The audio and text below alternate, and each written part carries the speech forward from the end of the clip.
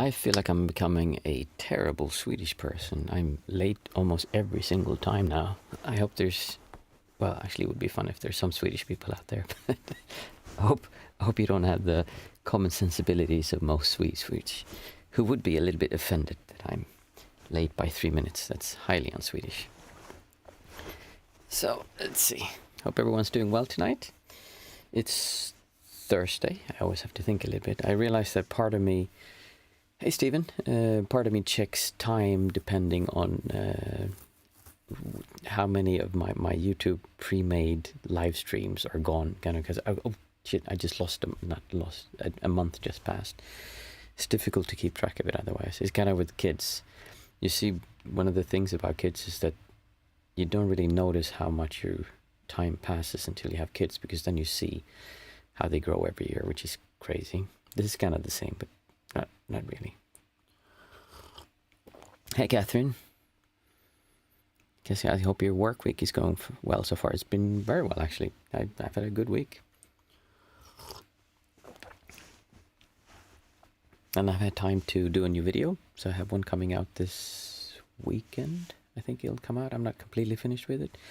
It's about something I call intellectual pornography or spiritual pornography. Since I always thought about this when I was a monk, I found it really interesting that people spend so much time and energy studying old scriptures, and not just studying them, but like trying to figure out what they say in the old language that they said. And they spend more time on that than actually practicing. And it becomes the same when you get into the spiritual world. You kind of read all the books, you want to get all the information, and you think it's something intellectual you're supposed to do, when in fact it's very little knowledge that you actually need to have. It's more that you need to have more practice and experience and just sitting with yourself a lot more.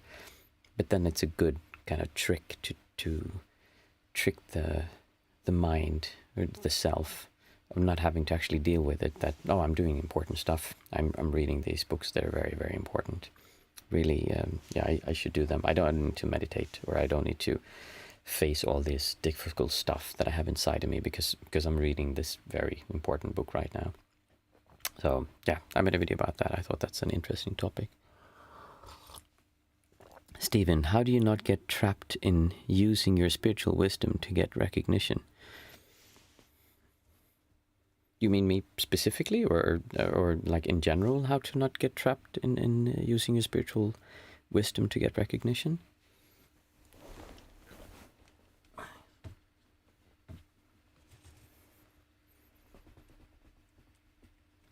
Because it's two different answers. In general, okay, good. Yeah, so in general, I mean, one of the things that's a good attitude to have is that you don't understand what you're experiencing or saying. It's just a really good approach to practice. I just as an example, hey, Mindful Mama, I practiced. When I started my spiritual journey, if you want to say that, when I read my first book, which was Neely Donald Walsh, back in 2000, I think I got that book as a gift. Then I was really like, oh, I want to know everything and I want to share with the world. And I was really into it. And then when I really started meditating and actually became a monk, in the beginning I had this like, oh, wait, this is so strange. I'm just adopting a whole belief system, which I haven't validated. I don't know if this is true, and I can't say if that one's better than the other one. So how can I go out and argue for the sake of have conversations and try to convince people that what my tradition teaches is the right one? And then when I started really meditating a lot and having just crazy amounts of experiences and just, things went really easy for me in the beginning. I think I always held back teaching, trying to tell others, because I had this understanding that, wait, if I was so completely wrong about this before I started, and now I see it differently, and then it just kept on changing, I always wanted to understand it myself first, and I could feel that desire to share, like you say, that to use your spiritual wisdom to get recognition. And I did it a few times in the beginning, but that was right when I got ordained, I think, until I really started having some experience and lots of practice in actually meditating. Like, okay, maybe I don't understand how this works. I should probably sit a little bit more just to try to get it. And I think even then I felt the distortion, this suffering that I was creating, because now I was trying to do something else to get, instead of getting recognition for being successful, for looking good, or I used to sing and be in musicals and then getting recognition from that, then now I wanted to have recognition from this, and it was just really clear that it was the same thing. So seeing, first of all, hey Christian, first of all, that you probably don't know as much as you think you do. I mean, like I said, that was 2010 when I really started, okay, I'm going to take a step back.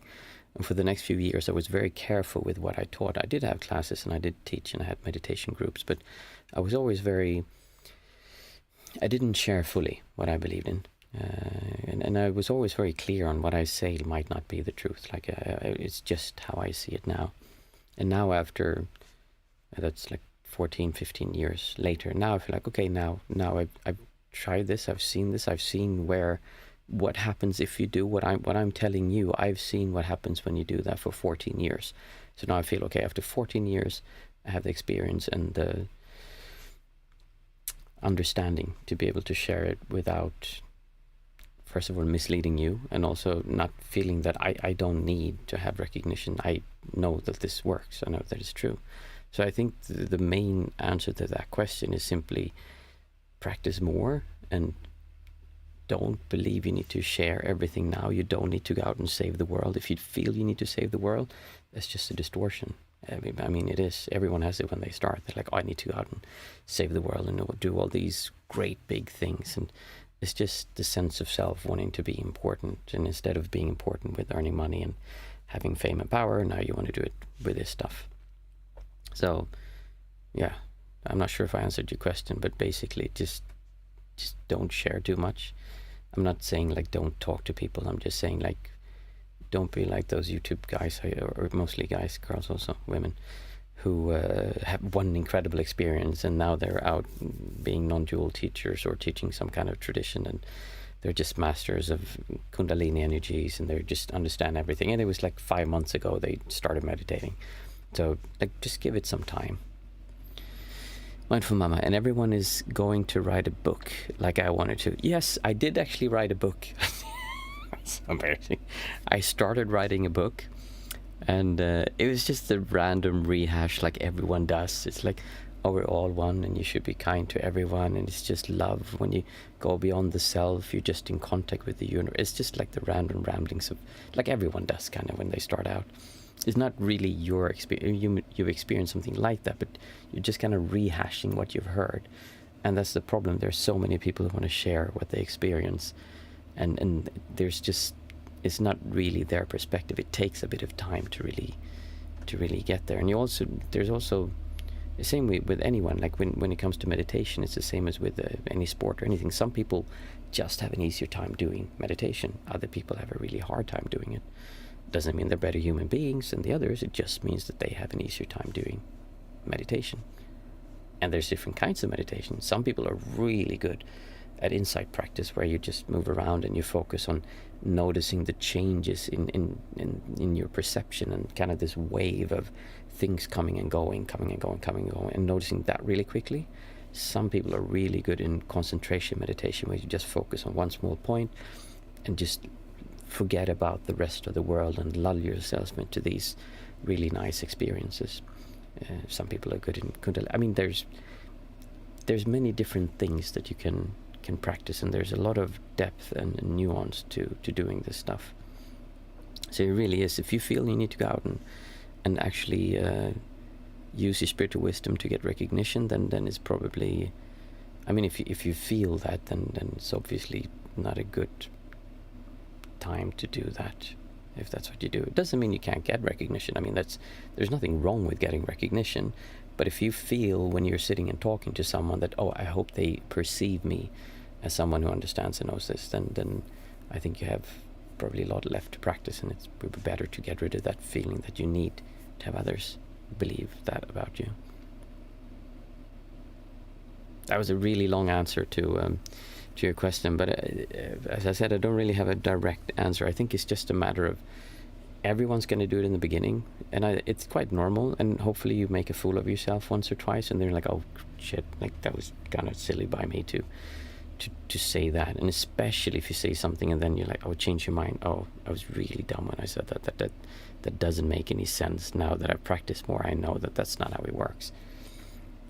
So yeah, YouTube unfortunately makes it easier for people to do that, because yeah, we have this, it's the sense of self, like I am important, I am very good at this, I need to do this to save the world, whatever your reason is. It's obviously you're not doing it for you, you're doing it for the rest of humanity and stuff. Fun topic. It's yeah, I've seen a lot, I've done a lot, and I've yeah, it's a topic that you run into quite often, and especially if you ordain and become a monk, then it's kind of like someone gave you permission to just say everything you believe. And fortunately, one of the good things about being a monastic is that there's rules and limits to what you can say. So people kind of you're kind of limited in what you can say. That's I guess that's a good thing. Cool. Did that answer it at all, Stephen, or did I just ramble on in general about things? I mean, I like this topic. I think it's very interesting, and especially I'm old, so you have to watch if an urge is coming from a distortion. Basically, everything I do, thank you, happy to. Everything I do is centered around how I distort towards things. When I keep a sorry, that's not the right way of putting it. My awareness is always on how I'm relating to what I'm doing, not what I'm actually doing. The main focus is on how I'm relating. Unless it's a child running out into the road, then I run out and get the child. That's like my priority, obviously. But at the same time, I am aware. Am I feeling panic and I'm feeling worried? What's happening? Is there a distortion? So even when I'm sitting here, sometimes I say really dumb stuff. I think I say stuff here that just doesn't make any sense. And it's because I'm focusing and making sure that I'm not distorting about what I'm saying. And then I just kind of let whatever come out of me come out. It's not like I sit here and think up, okay, I'm going to structure my answer, I'm going to come up with this. I just kind of try to get out of the way, and I make sure I'm not distorting towards what I'm saying. Not wanting you to believe something about me, not wanting to be perceived in a certain way, and also just not being worried about what I say or having some kind of fear, or just, okay, what happens if I answer your question without me there? So if you focus on that instead of how you answer and how you, because of that, will be perceived, then you're in the right direction. And that's the same as when you're working, when you're helping someone, whatever you're doing. Just instead of focusing on making it perfect, notice, say you're building something in the garden. Instead of focusing on getting it to be absolutely perfect, focusing, how are you feeling? Are you feeling a lot of discomfort, distortion, stress, worry, anxiety because this needs to be a certain way? Then make sure you get rid of that before you continue, if possible. So basically it's just bringing your awareness back and feeling how you feel towards everything, and making sure that you're in a state of as little distortion as possible before you do something. And that applies to that's like my answer to everything, and it applies to this, because if you feel that you're using your spiritual wisdom to get recognition, then obviously there's some kind of distortion there. Cool. For those of you who are new, we usually start out with, it says 5 minutes in the description, but it usually turns out with me rambling for 15 or 20 minutes lately. I'll try to shorten that down, because we have discussions afterwards also. After that, we do the 5, 4, 3, 2, 1 method, which is a method where we say out aloud 5 things we can see, 4 things we can hear, touch, 3 things we can hear, 2 things that we can smell, and 1 thing that we can taste. And we do that without feeling distortion towards the things we're seeing. In other words, we're trying to just perceive. In the seeing is just the seen. In the hearing is just the heard. We're trying to not involve our emotional reaction or distortion towards things. And at the same time feeling a sense of appreciation. Not gratitude, but appreciation, because the world is beautiful when it's experienced through your senses. And since it's Thursday today, we'll just sit together. It's no guiding today. 20 minutes, and after that, we have a discussion. Good evening, Jack. Nice to have you here. Hey, Lyubov Kalinina. Sorry, I've seen your name before and I'm going to practice. Did I say it correctly? Lyubov Kalinina. No, sorry. Lyubov Kalinina. I think that's it, right? I hope that was decent at least. So, yeah, 20 minutes and then we'll have a discussion after. 5 things, and say them out aloud. It's good if you say them out aloud and really stop. It would be better if you just took one thing and really saw that one thing instead of doing all of the exercise. It's what we're aiming for is really being in our senses and experiencing. So, I see a cable. I see a lizard drawing. I see a round light.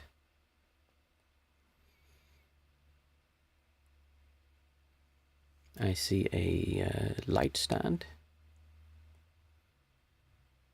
And I see a door.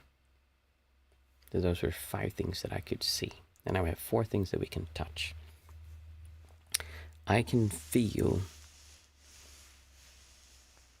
my hand moving on my knee. I can feel my hair.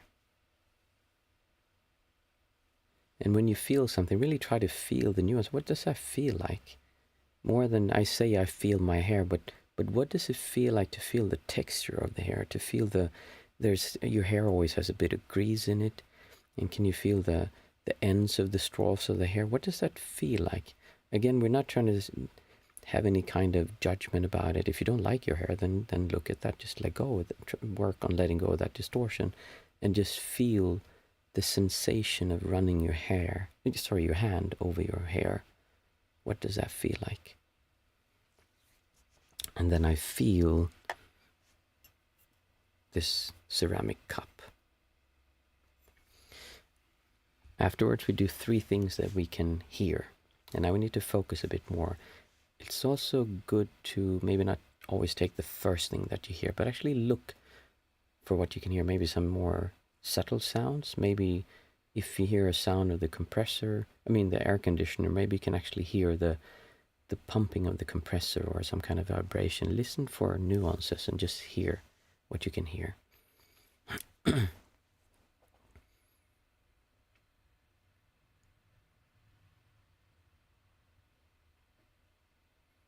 I hear raindrops dripping on metal.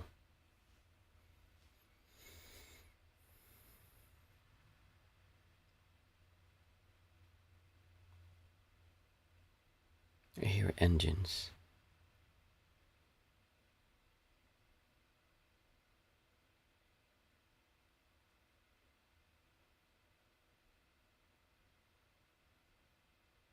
I hear something that sounds like the wind.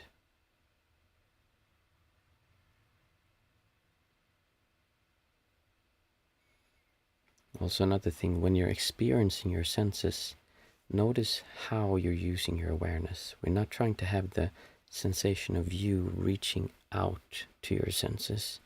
We're trying to have a wide sense of awareness, almost like you are your whole body. You are your eye globes, just at the tip of your eyes where vision happens. We're not trying to create a perspective. We're trying to just be with our senses. So let's see, what do we do? We did hearing. Okay, we have smelling now. 2 things that I can smell. And for you as well, of course.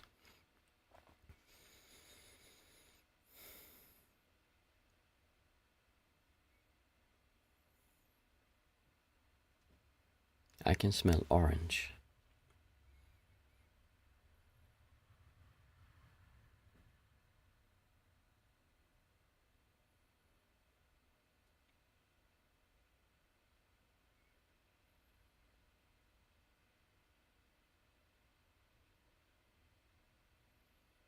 And I can smell dampness.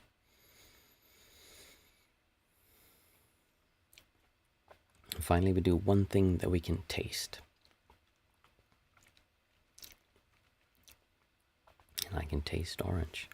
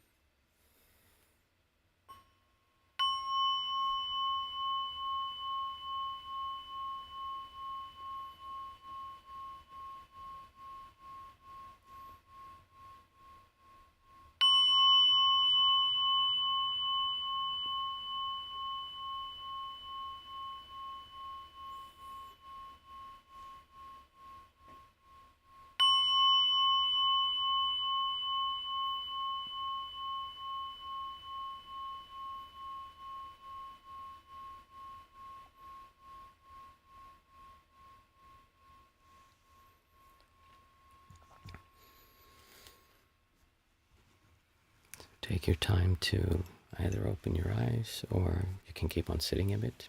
You're also welcome to just drink a cup of tea with me. Or if you have any topics that you'd like to discuss, feel free to post them in the chat. Oh, let's see, Mindful Mama wrote something here. She writes, if I understand correct, distortion can be all kinds of feelings and sensations, right?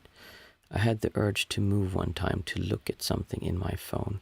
A bit later I felt needed to get up because I heard my kids move. My legs tightened up and felt tense for a while. I had to release the tension with willpower. Are all of those things distortions? Yes, that's exactly what they are. We are so used to be basically motivated by the crack of the whip. You need to move, you need to do this. So one of the reasons that it's so good to meditate is we sit down and we feel these urges. And sometimes when I do the guided meditations, I tell you that if you feel the need to itch, like I can feel there's a little bit itch here under my nose. If I just sit with that, I can feel, oh, that's discomfort. And it's almost like, especially in the beginning, you just go, oh wait, I just scratched my nose. You're not even aware of it. You feel this distortion and the body goes, it's automatic. You don't have to think about it. And that's actually a really useful thing to have if, say, you're a cat or a monkey who don't really have the kind of brain that we do. And they see, oh, there's something here. So swipe away that fly, mosquito that's biting them, or the insect that landed on them. They can kind of protect themselves purely automatically. So I believe we have the system to protect us. It's just that we, as we are now evolved, we have a mind that we don't need to feel discomfort whenever we're going to do anything. And also,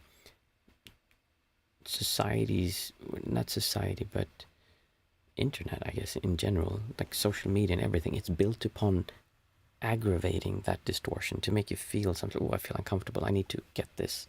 Bright colors, sounds that alert you to, oh, I need to itch here. But instead I click buy, or I need to subscribe to this or do this. There's all these things that we're motivated just by that. So part of the thing we're trying to do is just notice that urge. And unfortunately, in many Eastern traditions, they say, oh, they're evil, they're bad. It's not that it's bad or evil, it's an unconscious process that we need to become aware of so that we can become conscious in our choices. And the first step is just to be aware of it. If you start judging yourself like, oh, I scratched here, and like I'm not good now, or I remember when I started out, I would look at monks and like, oh, look, he swapped a fly, or I think there's a video of the Dalai Lama killing a fly one time, or a mosquito or something one time. And so, yeah, that means they're not aware, they're not perfectly aware the whole time. It's not really about that. I mean, it's really not about that. That's just the first step. Become aware of these impulses. It's the same when you see someone you really don't like and you have an impulse, you almost punch them. And people who do road rage and stuff, that's all it is. Stephen said, great meditation. Should you always follow and trust your intuition? Absolutely not. No. For God's sake, don't do that. Also, Stephen, one thing when we mentioned before, when we spoke about how to not use your spiritual wisdom to gain recognition. I mean, what I said was how to actually not do that, but sometimes it's actually a good idea to just throw yourself head in and just make loads of mistake. We're not talking about something serious here. You just make a fool of yourself, and you'll start you'll realize if you go out and you start doing this, you'll realize that you try to do the same thing you did before when you try to earn money and gain more girlfriends and more status. Now you're doing the same thing through your spiritual stuff, and hopefully you'll realize that. But you might need to do that for a few years, and some people do. I have a lot of friends, and I know a lot of people who get into the spiritual world and they get caught up in the law of attraction and all kinds of stuff, and they're really into being spiritual. They're not so focused on actually looking inside and letting go of this sense of self and not following these urges that we're talking about. So it's not that it's intentional. That you should feel bad about it. And sometimes it's good to do a mistake. Because if you do, then you learn from that and you can feel it. See, Jack is saying, oh wait, I'm going to do live chat instead of top chat. There you go. Let's see. I think it was who taught me that? Matt. Yes, someone taught me that I should have live chats. I see all chats. Jack is saying, mind and body, Nyamarupa. Buddha talks about it in many speeches, how to balance one and not doing the harm to the other on the way. And also that's an important point.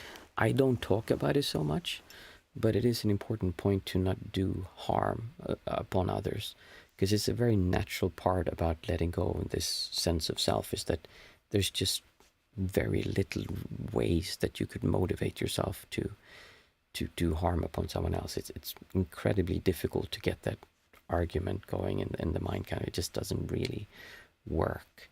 So a good part of getting towards that is actually not doing harm. And also, it doesn't necessarily have to be physical harm, but if you see someone that you dislike, then you do something mean towards them with intention of hurting them or making them feel bad, then that is a distortion. You're acting upon one of these impulses and doing an action because of this, and it's a distortion. So you're acting upon your distortions, and that's part of the thing that we're trying to stop,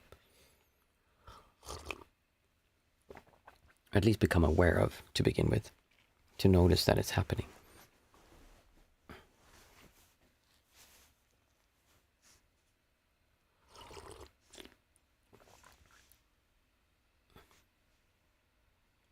And it does become a lot easier when you start to notice this. As I've said many times, the best way to understand why this makes sense is to notice what it's like to not have a lot of distortions. Because I can sit here and say this stuff and you say, oh yeah, intellectually I understand what you're saying, that sounds awesome, I'm going to do that.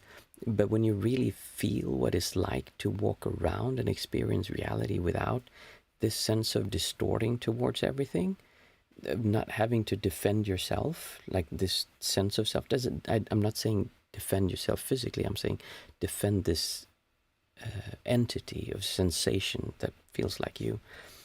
There's just so much less conflict. You don't need to, the question, how do I not use my spiritual wisdom to gain recognition, it's just like it's a non-question. It just doesn't make any sense. Why would you need to have recognition from anyone? That is a sense of distortion. But when you just move around and you just feel at ease and there's nothing you need to do, there's nothing you need to have. You just eat when you're hungry and you do what you need to do to get around, and then someone says something and you don't need to feel triggered by everything. And it's just much more nice to be around a person who has a lessened sense of self.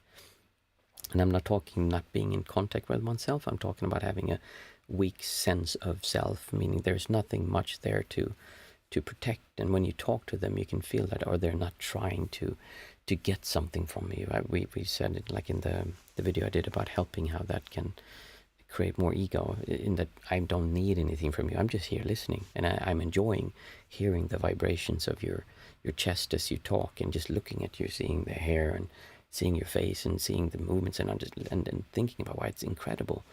Two humans having a conversation, that's remarkable. Like, we can communicate like this, just appreciating being alive. So Jack is saying, if you keep staying in mind, the body might seem as a burden. He knew that and tried to explain to the Sangha how to avoid this path that inevitable led to self-destruction.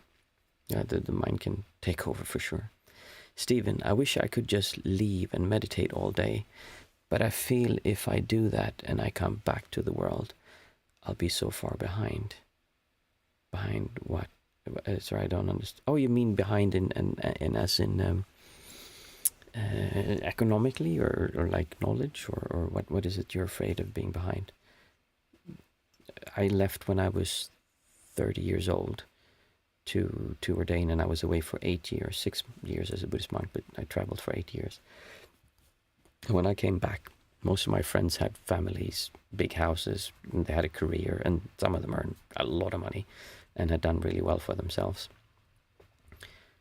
But I had actually gone away and looked at all the need, the desire to do that, and worked on letting go of that. I hadn't figured that out completely then, and still haven't completely been able to enact upon the way of doing that, if that makes sense.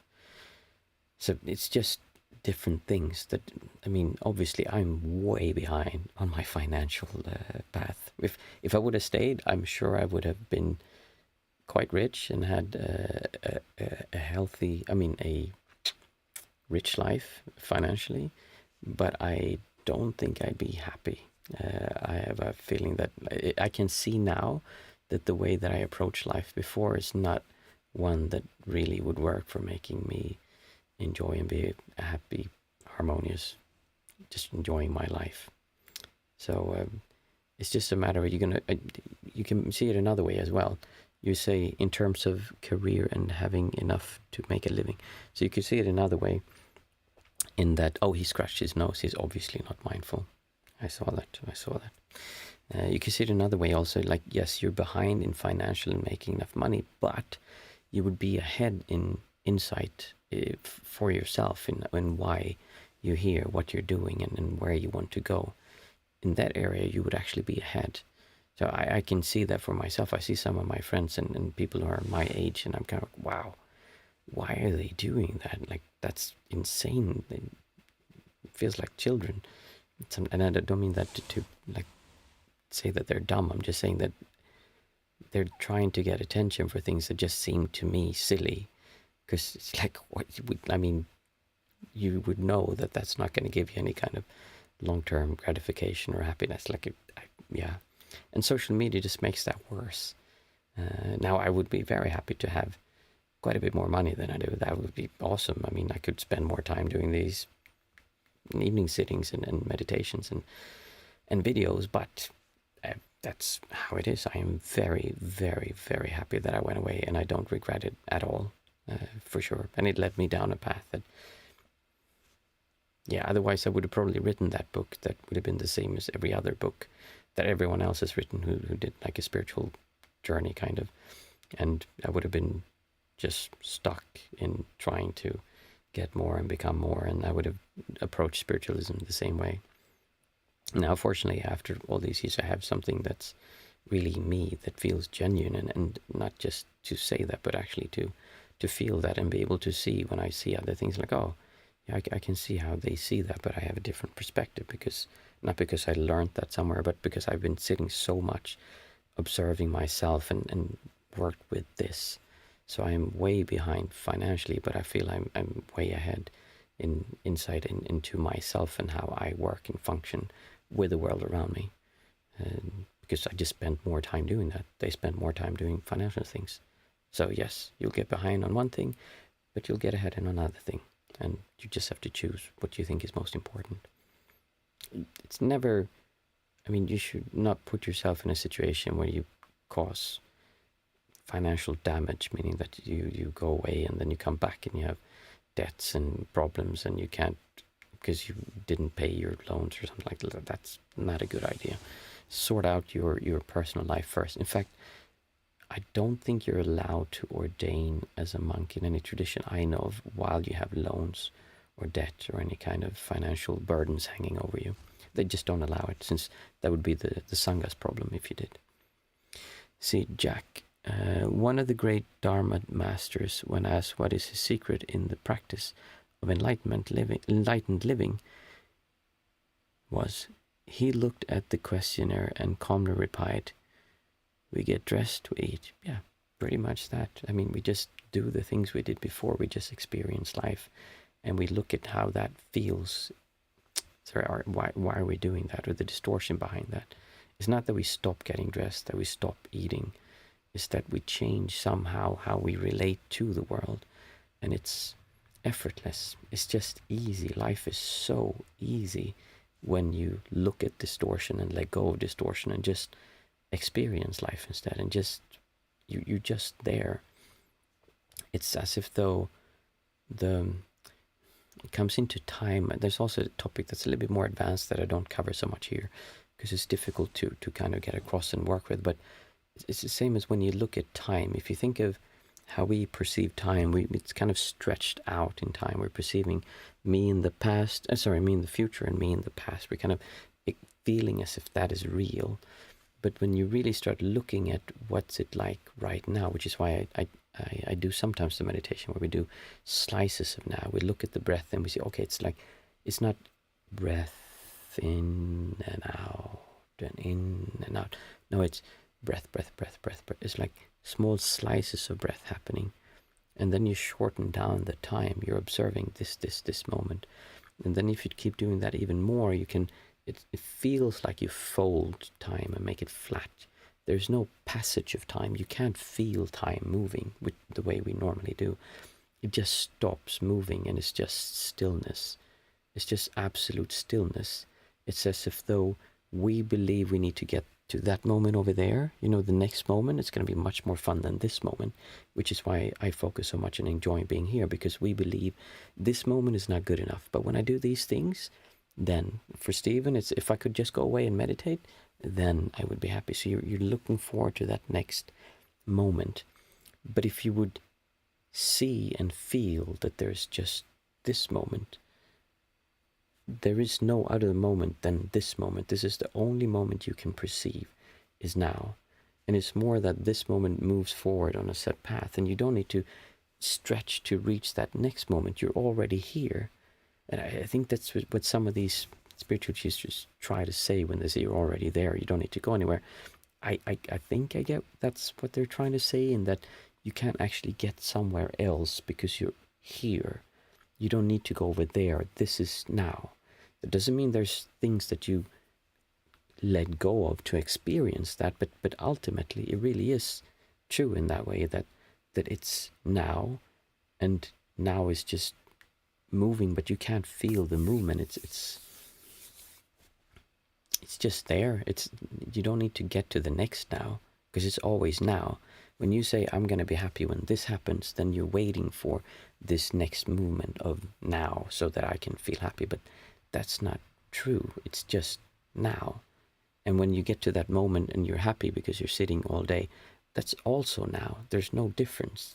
So it's a change of perspective of time that goes together with all of this. And then life really does become effortless and easy, and it's just simpler. And I notice it so much in my own life, that when I get into this role of just being and experiencing, and there's not so much of me, I just don't have any problems with my kids, don't have any problems with my fiance, I don't have any problems at work. Everything is just, I just enjoy being there. That doesn't mean things aren't difficult sometimes. My kids still scream, they still shout at me because they don't get to stay up and watch TV all night or eat ice cream for breakfast.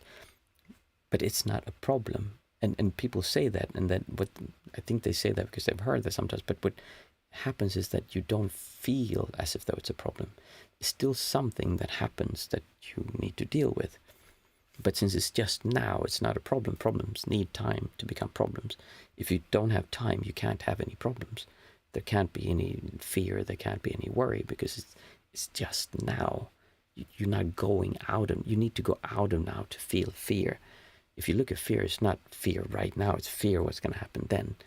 There's always this projection in backwards and forward.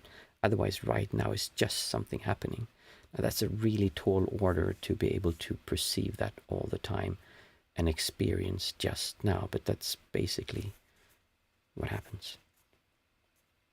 I have no idea why I started talking about that. And talking of time, it's actually getting late. I hope that who was that? There was Stephen who asked, okay, a career and living. Yeah. Yeah, I'm sorry, Stephen. I just ramble on sometimes. It's like I said, I don't really think so much about what I say. I just try to get out of the way, and I make sure that I have as little distortion as possible, and I just look at what comes out. Sometimes I listen back and I'm like, wow, that sounded really insightful. Or that didn't, I mean, I don't even understand myself what I said sometimes. Thank you. I'm happy that gave you something. Nice. It's always nice to sit. I'm tired. I want to go to sleep. But I've it's become such a habit and such a routine that I'm looking forward to.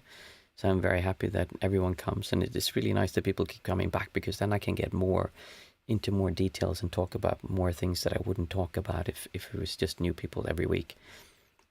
Because then there's not much point trying to get in. Now people are actually coming back, and I can get into a bit more advanced stuff, and maybe not even advanced, just things that can be more difficult to grasp. So I hope you have a super nice weekend, and that you focus on enjoying, because as I said, if you look at just now, the best way to be okay with being here is to feel good, to feel like you're enjoying being here now. Then you're not going to have that whole projection backwards and forward, but you're actually going to fall into this flat moment that is now. Thank you, everyone. Have a nice weekend, and I'll see you Monday, where we'll have guided meditation. Thank you.